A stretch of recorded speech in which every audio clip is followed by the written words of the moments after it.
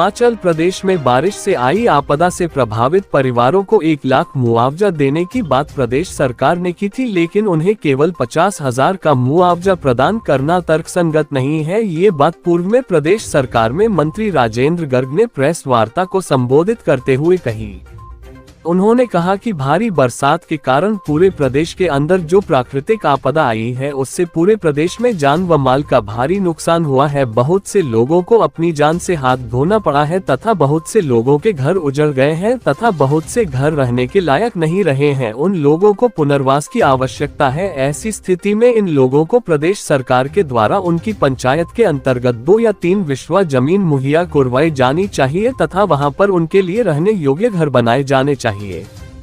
उन्होंने कहा कि घुमारवी के गांव कोठी पेनियाला, सुसनाल, कोटेलू, ब्रह्मना, टकरेदा, ददियाना आदि कई स्थानों में लोगों के मकान रहने के योग्य नहीं रहे हैं तथा उनमें से बहुत से परिवार किसी दूसरी जगह में रह रहे हैं। उन्होंने कहा कि पीड़ितों को जहां दूसरी जगह रखा गया है वहां भी उनकी सही ढंग से देखरेख नहीं की जा रही है। उन्होंने कहा कि भारतीय जनता पार्टी के कार्यकर्ता जगह जगह जाकर आपदा पीड़ितों से मिलकर जो सहायता हो सकती है उसे प्रदान कर रहे हैं। उन्होंने कहा कि 2019 में घुमारवी क्षेत्र के कथलग में ऐसी ही आपदा लोगों पर आई थी। उसमें वहां पर रहने वाले 7 परिवारों को भाजपा सरकार ने जमीन मुहैया करवाकर उनके लिए आशियाने बनाए थे। उसी तर्ज पर अब भी सरकार को पीड़ित परिवारों के लिए आशियाने बनाने चाहिए ताकि लोगों को राहत मिल सके। इस अवसर पर उनके साथ मुख्य रूप से मंडल प्रधान सुरेश ठाकुर, भाजपा मीडिया प्रभारी महेंद्र पाल तथा दिनेश ठोकर उपस्थित रहे।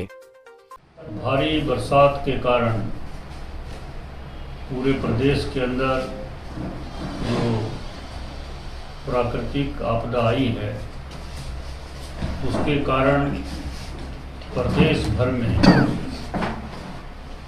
जान और माल का बहुत नुकसान हुआ है। बहुत सारे लोगों को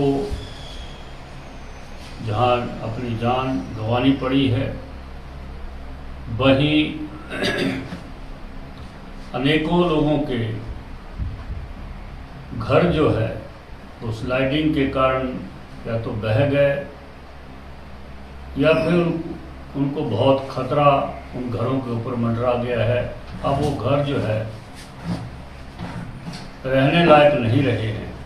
कई जगह मकान हवा में लटक गए, कई जगह चारों ओर स्लाइडिंग हो गई है और जिसके कारण अब लोगों को जिनके घरों को नुकसान हुआ है उनको पुनर्वास की बहुत आवश्यकता है, क्योंकि उनके पास कोई ज़मीन भी ऐसी नहीं है कि जहां वो फिर से घर बना सकें। ऐसी स्थिति में हमारा प्रदेश सरकार से मांग है कि ऐसे लोगों को जिनके घर बह गए, ढह गए या रहने लायक नहीं रहे, जिनमें बड़ी बड़ी दरारें आ चुकी हैं और हवा में लटक गए हैं, चारों ओर स्लाइडिंग हुई है और उनके पास कोई घर बनाने के लिए और जगह नहीं है, ऐसे लोगों को सरकार की ओर से उस क्षेत्र के पंचायत क्षेत्र में, आसपास के क्षेत्रों में मकान बनाने के लिए, इसलिए सरकार से हमारी मांग है कि ऐसे लोग जिनका घर बनाने के लिए उनके पास जमीन भी नहीं बची, जो भी गुंजाइश थी उसके अनुसार 7 लोगों को 3-3 बिस्वा भूमि हमने यहाँ उपलब्ध कराई और सरकार की ओर से मकान बनाने के लिए पैसे भी उपलब्ध कराए और समाज ने भी उन लोगों की बहुत हेल्प की। आज उनके सबके अपने आशियाने हैं, अपने घरों में रह रहे हैं। इसी तर्ज पर जो है जहाँ जहाँ लोग उजड़ गए हैं उनको बसाने का काम सरकार को करना चाहिए, ये हमारी सरकार से मांग है। दूसरी बात, अभी तक बहुत सारे लोगों को कोई फौरी राहत भी नहीं मिली है। 10-10 दिन से, 15-15 दिन से बाहर रह रहे हैं, कोई स्कूल में रह रहा है, कोई किसी सोसाइटी के भवन में रह रहे हैं, जहाँ जहाँ उनको जगह उपलब्ध कराई गई है, लेकिन अभी तक उनको किसी प्रकार की फौरी राहत भी नहीं मिली है। और साथ ही वहाँ पानी बिजली की व्यवस्था। अभी मैं कोठी स्कूल में होकर आया जहाँ 13 परिवार वहाँ रह रहे हैं और लगभग 54 लोग उसमें रह रहे हैं। 3-4 कमरे उनको दिए हैं और उसमें भी 2 कमरे जो है अनसेफ बता रहे हैं। स्कूल के बाहर पिछली साइड से भी स्लाइडिंग हो रही है। तो ऐसी इतनी बड़ी संख्या में 3-4 कमरों में कैसे लोग रहेंगे? तो सरकार का ये प्रबंधन केवल औपचारिकता के लिए तो उन्होंने लोगों को ऐसे वहाँ भर दिया है, लेकिन वो वहाँ भी सही ढंग से रह सके कम से कम इसकी व्यवस्था भी उचित नहीं की गई। 2 दिन से वहाँ लाइट नहीं है। आप कल्पना कर सकते हैं, जो लोग अपना घर बार छोड़कर आए हैं, ना तो उनके पास सामान पूरा है और ऐसी स्थिति में अंधेरा होना, खाना कब बनाना, कैसे बनाना। ये ठीक है, कुछ संस्थाएं उनका सहयोग कर रही हैं, उनको खाना बनाकर भी दे रही हैं, राशन भी दे रहे हैं। जब वो खुद बना लेते हैं दिन में, रात को कोई संस्था उनको खाना बनाकर दे रही है। लेकिन ऐसी गर्मी में और मच्छर, ये सारी बहुत बड़ी दिक्कतें हैं कि रात काटना उनके लिए कितना कठिन है, इसकी कल्पना हम कर सकते हैं। अनेकों स्थानों पर अभी तक पीने का पानी बहाल नहीं हो सका। विभाग ने दावा किया कि हमारी सारी स्कीमें जो हैं वो चल पड़ी हैं, लेकिन हम ये कहना चाहते हैं कि स्कीमें तो आपकी चल पड़ी होंगी, लेकिन अभी ग्रामों के अंदर जहाँ जहाँ इतनी स्लाइडिंग हुई है और जिन लोगों के जो वहाँ गांव के अंदर रह रहे हैं, ना उनको हैंडपम्प है उनके पास, ना आसपास को वाटर रिसोर्सेज ऐसे हैं कि जहाँ से पानी भर सके। दूर दूर ऐसी परिस्थिति में भी उनको जाना पड़ रहा है।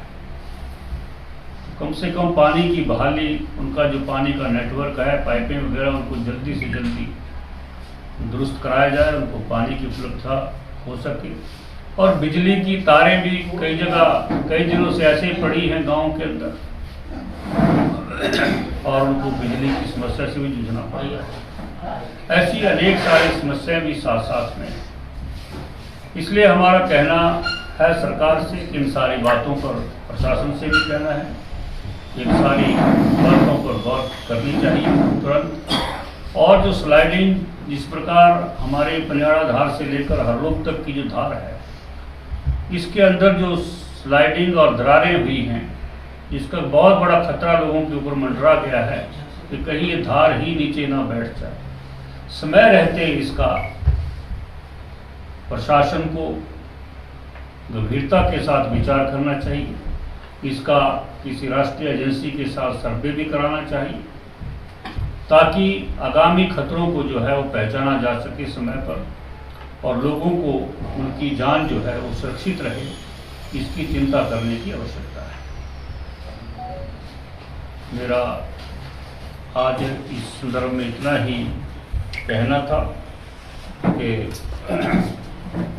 जाएगा, उनको मुआवजा दिया जाएगा, लेकिन 1 लाख की घोषणा होने के बाद अभी जो सूचनाएं मिल रही हैं वो कह रहे हैं कि केवल 50,000 की अधिसूचना आई है, 50,000 ही मिलेगा। घोषणा 1 लाख की और वो भी अभी काम पूरा नहीं हो रहा है।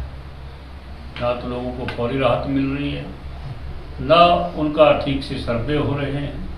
और किसी को, बहुत सारे लोगों ने ये भी कहा कि हमको कहीं कहा कि आप त्रिपाल लेने के लिए घुमारवी आ जाओ, आप त्रिपाल लेने के लिए भराड़ी आओ और दस्तखत करने के लिए कहीं और जाओ। ऐसे लोगों, जो लोग पहले से इतनी सारी परेशानी में पड़े हैं, उनको त्रिपाल देने के लिए भी सरकार इतना भगा रही है।